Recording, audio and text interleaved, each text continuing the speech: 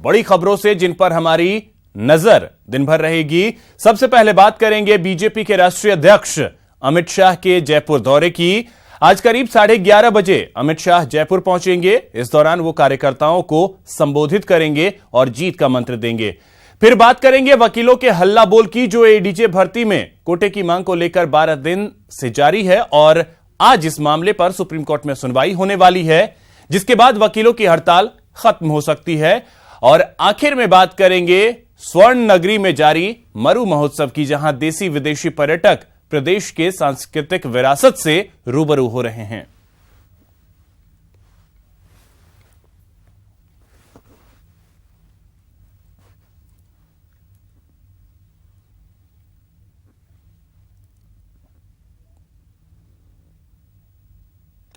सबसे पहले बात करते हैं अमित शाह के जयपुर दौरे की। अमित शाह आज एक दिवसीय दौरे पर जयपुर आ रहे हैं। इस दौरान वो कार्यकर्ताओं को संबोधित करेंगे और जीत का मंत्र भी देंगे। ये रिपोर्ट देखिए।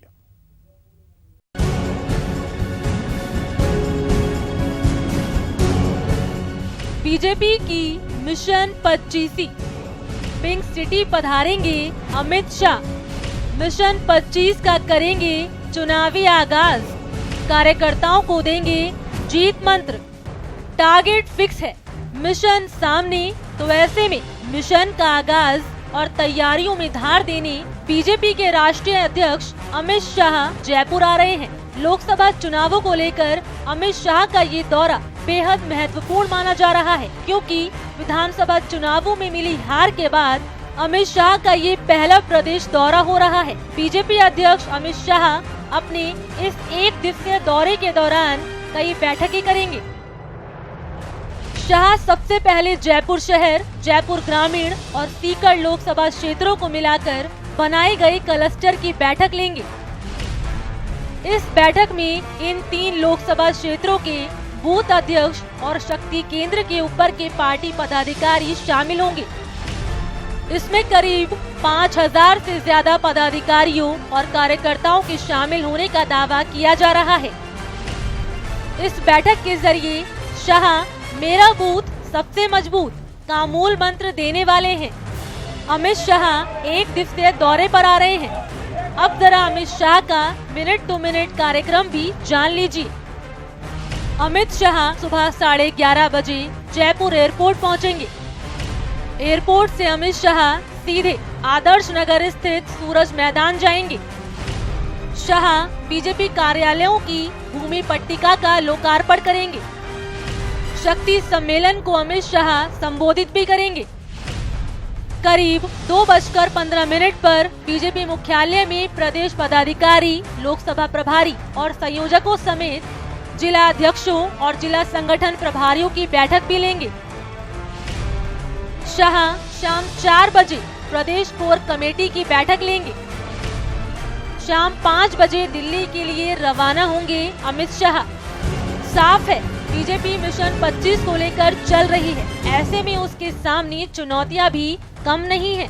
ऐसे में बीजेपी अभी से ही चुनावी मोड में आ गई है। Bureau report, news 18।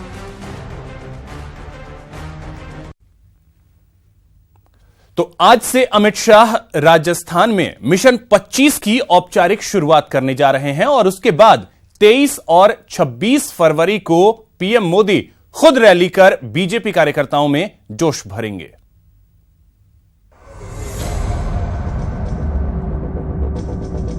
Amit Shah ji Jaipur में 18 तारीख को आ रहे हैं। उनके कार्यक्रम बने हैं, शक्ति सम्मेलन है, प्रबुद्ध नागरिक सम्मेलन है, ऐसे उनके कार्यक्रम जयपुर में बने हैं। 23 तारीख को माननीय प्रधानमंत्री जी राजस्थान में आ रहे हैं और टोंक में उनका कार्यक्रम 23 तारीख को बना है। बड़ा कार्यक्रम होगा, बड़ी उनकी सभा होगी। 26 तारीख को और प्रधानमंत्री जी चूरू में आ रहे हैं। चूरू में उनका कार्यक्रम है। अमित शाह के दौरे के बाद पीएम मोदी मरुधरा में हुंकार भरेंगे। पीएम मोदी फरवरी के आखिरी सप्ताह में 2 रैली करेंगे। पीएम मोदी की पहली रैली टोंक में 23 फरवरी को होगी। जबकि पीएम मोदी की दूसरी रैली चूरू में 26 फरवरी को होगी। एक तरफ जहां पीएम मोदी आम वोटरों को साधने की कोशिश में हैं, वहीं बीजेपी अध्यक्ष अमित शाह पार्टी कार्यकर्ताओं को मजबूत करने में लगे हैं ताकि पार्टी कहीं कमजोर न पड़े। हमारा प्रबुद्ध नागरिक सम्मेलन होता है, हमारे युवा विंग का एक कार्यक्रम होता है, हमारा शक्ति सम्मेलन कार्यकर्ताओं का होता है। तो मोटे मोटे रूप से ये कार्यक्रम है जो चुनाव की दृष्टि से राजस्थान में हम ले रहे हैं। बीजेपी हर वोटर तक पहुंचने की कोशिश में जुटी है और इसके लिए कई तरह के कार्यक्रमों की शुरुआत हो चुकी है, जिसमें एक है मेरा परिवार बीजेपी परिवार। साथ ही साथ भारत के मन की बात के जरिए वोटरों की नब्ज पकड़ने की कोशिश की जा रही है। इसके अलावा भी कई और कार्यक्रमों का आयोजन हो रहा है। सैन्य स्थल है जहाँ किसी न किसी शहीद की स्मृतियों से जुड़े हुए स्थल है, उनकी पूर्व सैनिक हैं, वो जाके साफ सफाई करेंगे और वहाँ जाके एक पेड़ वृक्षारोपण करेंगे और उसके अलावा जो भी वहाँ पूर्व सैनिक होंगे उनका स्वागत करेंगे, सम्मान करेंगे और उनको ये एहसास कराएंगे कि पूर्व सैनिकों के साथ पूरा समाज है उनके साथ खड़ा है। मतलब साफ है, बीजेपी आम चुनाव में 2014 रिटर्न्स पूरा करने में कोई कोर कसर नहीं छोड़ने वाली। अब देखना यह है कि इन कोशिशों का आम वोटरों पर क्या असर पड़ता है। सुधीर शर्मा, न्यूज 18 राजस्थान, जयपुर। प्रदेश सरकार ने पुलवामा के शहीदों को असली श्रद्धांजलि दी है। सेना और शहीदों के प्रति आम जन में जागरूकता फैलाने के उद्देश्य से सरकार सेना और शहादत की कहानियों को पाठ्यक्रम में शामिल करेगी। माध्यमिक स्तर तक की कक्षाओं में ये पाठ पढ़ाए जाएंगे। श्रीगंगानगर में शिक्षा राज्य मंत्री गोविंद सिंह डोटासरा ने यह ऐलान किया। उन्होंने कहा कि देश में सेना और सैनिकों का स्थान सबसे महत्वपूर्ण है। उनके प्रति श्रद्धा और सम्मान हर देशवासी के भीतर होना चाहिए। मंत्री जी ने कहा कि माध्यमिक स्तर तक की कक्षाओं के लिए पाठ्यक्रम तैयार करने वाली समिति को इस बारे में जरूरी निर्देश दिए गए हैं। निश्चित रूप से शहीद का सम्मान हमारी सोसाइटी में हमारे देश के लिए गर्व का विषय है। तो जो हमने पाठ्यक्रम जो हमारा 1 से लेकर 12 तक की समितियां दोनों बनी हुई है, उसमें पाठ्यक्रम की समीक्षा के लिए चल रहा है। तो हमने उनको सरकार की मंशा से अवगत कराया है कि इन शहीदों की गौरव गाथा को हम पाठ्यक्रम में किस रूप में किस प्रकार से समाहित करें, जिससे आने वाली जो हमारी पीढ़ी है वो इन शहीदों के बारे में उनको नमन कर सके, उनके बारे में जान सके और शहीद का सही मायने में अर्थ वो लोग समझ सकें। वहीं पुलवामा आतंकी हमले में शहीद 40 जवानों के बाद शोक में पूरा देश डूबा हुआ है। कोई सोशल मीडिया पर पाकिस्तान के खिलाफ भड़ास निकाल रहा है तो कोई घर के उत्सव को कैंसिल कर रहा है। ऐसा ही मामला भीलवाड़ा से आया है, जहां के विधायक विट्ठल शंकर अवस्थी अनूठी मिसाल पेश कर रहे हैं। अपने इकलौते पुत्र के विवाह समारोह का आशीर्वाद समारोह ही रद्द कर दिया। साथ ही उन्होंने शहीद परिवारों को 2-2 लाख रुपए देने की बात कही। वहीं वो 1 लाख रुपए प्रधानमंत्री रक्षा कोष में भी जमा कराएंगे।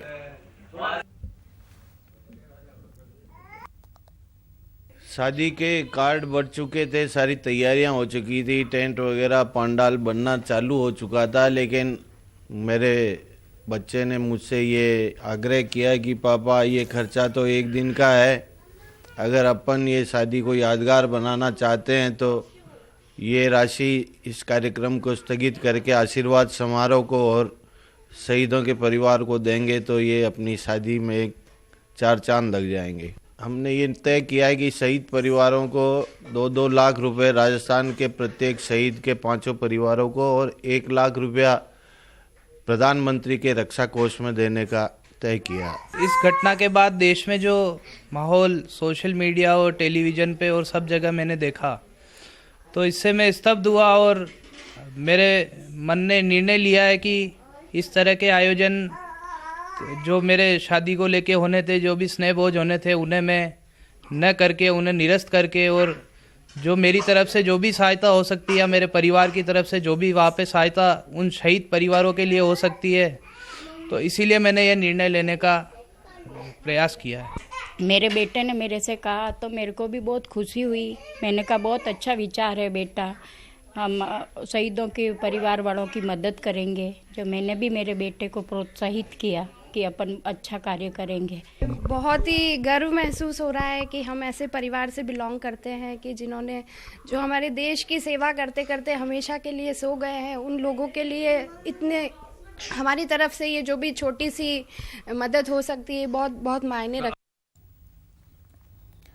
चूरू के धीरासर गांव में बीती रात संपत्ति बंटवारे को लेकर दो पक्षों में खूनी संघर्ष हो गया, जिसमें 2 महिलाएं समेत 4 लोग घायल हो गए।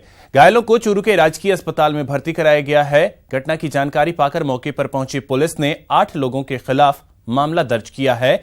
जानकारी के अनुसार बंटवारे को लेकर चल रही पुरानी रंजिश ने उस वक्त तूल पकड़ लिया जब एक पक्ष ने दूसरे पक्ष पर महिला से छेड़छाड़ का आरोप लगा दिया। छेड़छाड़ के आरोप के बाद दोनों पक्षों ने एक दूसरे पर लाठियों से हमला कर दिया।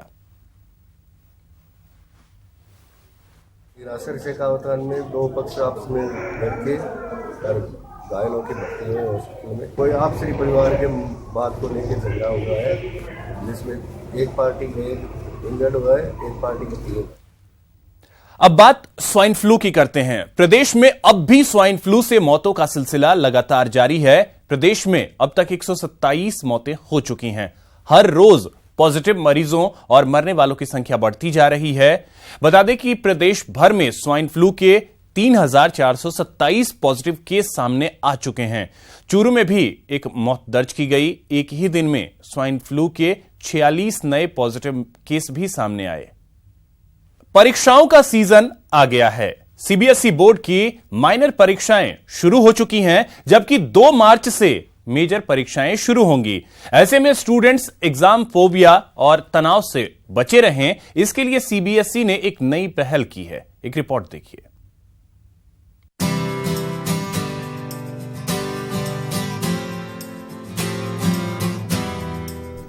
टेंशन फ्री होगी बोर्ड परीक्षा। बोर्ड परीक्षा से मत डरना। सीबीएसई बोर्ड की नई पहल।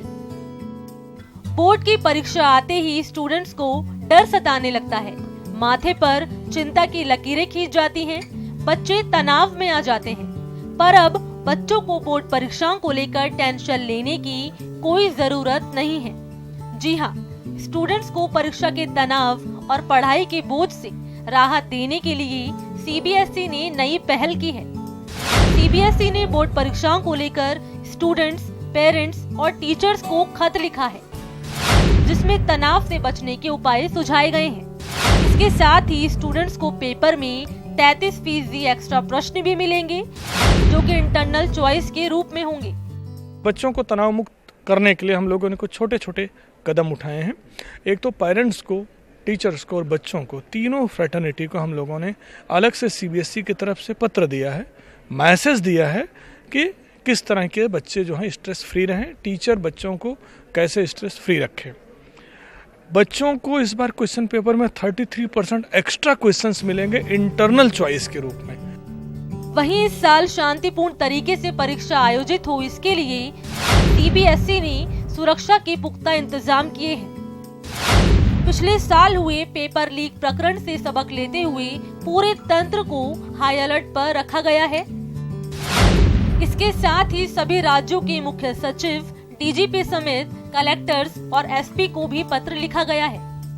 पिछले साल के पेपर लीक को देखते हुए हम लोग अपने स्कूल्स को, सेंटर्स को, प्रिंसिपल्स को, सीएनएस को हाई अलर्ट पर हमने रखा है। देश के समस्त डीजीपीज को, चीफ सेक्रेटरीज को, डीएम और एसपीज को हम लोगों ने पत्र लिखा है कि वो अपने अपने जिलों में लॉ एंड ऑर्डर की व्यवस्था मेंटेन रखें। पढ़ाई को और आसान बनाने और स्टूडेंट्स का तनाव कम करने के लिए अगले साल से सीबीएसई अपने पैटर्न में और भी बदलाव करने जा रही है। अगले साल से परीक्षा में मैथ्स के 2 लेवल होंगे। स्टैंडर्ड और बेसिक लेवल मैथ्स का मिलेगा ऑप्शन। अपनी इच्छा अनुसार स्टूडेंट्स कर सकेंगे चुनाव। आर्ट एजुकेशन को भी स्ट्रीमलाइन करने की तैयारी।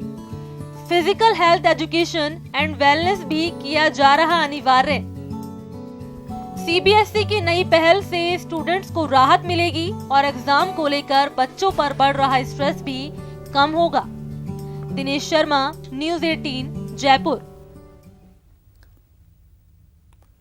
अपनी सांस्कृतिक और प्राकृतिक विविधता के कारण राजस्थान पूरे देश में एक अलग पहचान रखता है। राजस्थान के रीति रिवाज, यहां की वेशभूषा और भाषा सादगी के साथ साथ अपनेपन का भी एहसास कराते हैं।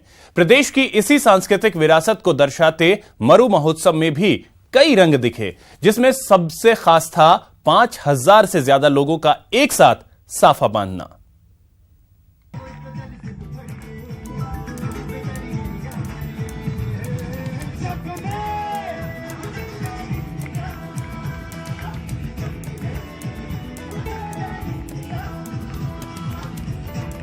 साफा सिरमौर जैसलमेरी जोर की जोरदार गूंज के साथ मरुधरा की धरती ने बना डाला अनोखा रिकॉर्ड।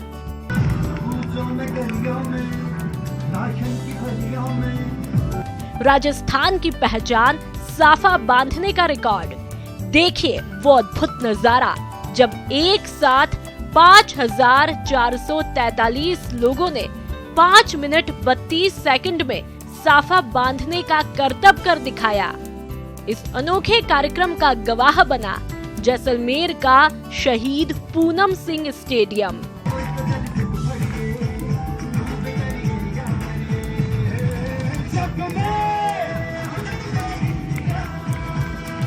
प्रदेश की विरासत साफा बांधने का उत्साह देखते ही बन रहा था। सैनिकों और पुलिस वालों के साथ साथ आम नागरिक और स्कूली बच्चे भी बड़े सलीके से साफा सिरमौर सजा रहे थे। ये जो मरु मेला अपने कई वर्षों से हो रहा है, तो कई बार एक ही एक्टिविटी होती है ना, तो उससे थोड़ा जो अपने देश विदेश के पर्यटक आते हैं थोड़े ऊब से जाते हैं। अब की बार आपको काफी नयापन लगा होगा। उस नयापन में आज ये 5443 आदमी का द्वारा एक ही समय में 5 मिनट और 32 सेकंड में साफा का बांधना, ये बहुत ही मैंने तो कहीं देखा नहीं। तो ये बहुत अच्छा इवेंट था और सबको मन को भावने वाला था। और साफा यहाँ बांधते हैं तो यहाँ के एरिया से रिलेटेड एक्टिविटी थी, इवेंट था। इससे पहले पुलवामा आतंकी हमले में शहीद हुए देश के 40 वीर जवानों को लोगों ने श्रद्धांजलि दी और 2 मिनट का मौन रखा। जिला प्रशासन ने भी अपनी कोशिशों से इस बार मरु महोत्सव को नया आयाम प्रदान किया। जितने प्रशासनिक अधिकारी हैं, एमएलए साहब है और जो जैसलमेर के जितने निवासी हैं, उन सबका सहयोग रहा तो एक नई सोच थी, तो ये एग्जीक्यूट हो गई। कुल मिलाकर जैसलमेर में डेजर्ट फेस्टिवल का पहला दिन शानदार और जानदार रहा। 3 दिन तक चलने वाले डेजर्ट फेस्टिवल में प्रदेश की समृद्ध सांस्कृतिक और पारंपरिक उत्सवों का आयोजन होगा, जो कि सैलानियों को रोमांचित कर देगा। न्यूज़ 18 के लिए जैसलमेर से सहयोगी सिकंदर शेख और शेर सिंह के साथ ललित सिंह की रिपोर्ट।